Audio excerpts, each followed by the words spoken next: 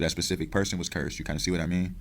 So it's important to understand that, and it had nothing never to do with race. I just want to clear that up first and foremost before I continue in this video.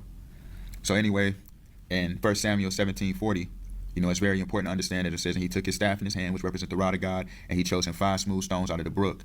So the brook goes into the water. So that goes into the womb, the water that breaks, bringing forth the baby, bringing forth the child. And then it says, put them in a shepherd's bag.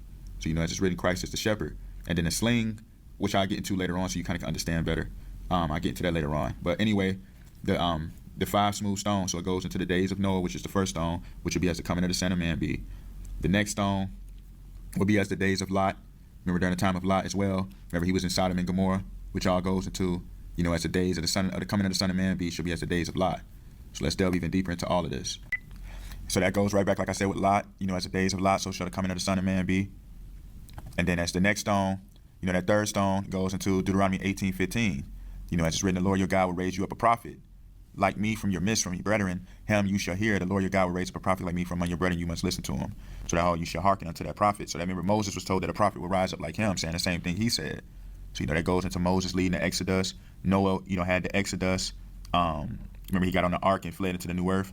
Escaped, was safe in the flood. Lot, remember, he escaped Sodom and Gomorrah being destroyed by fire.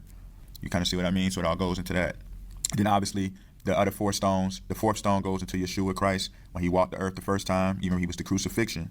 He was crucified for the whole world's sake. And then that 5th smooth stone goes into the Messiah who will return in this life in flesh.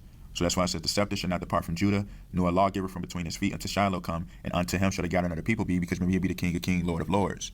So that's why 1 John 4:3 says, and every spirit that confesseth not that Yeshua Christ is come in the flesh is not of God, and this is the spirit of Antichrist, whereof ye have heard that it should come, even now it's already in the world. So you see, that's very important, understanding those 5 smooth stones that was used to bring down Goliath. So the stones coming out of the brook represents the water, the woman, the body, the womb. So Christ becomes a body, he becomes a man. Remember, as it's written, he's the Lord of hosts. A host is a body. He takes flesh. You see? So all those that prefigure him was just representing him anyway. And then when he returned, the first time when he walked the earth to be the crucifixion for the whole world's sake. So in this life, when he returned, he can gather up all the people and lead us into Zion.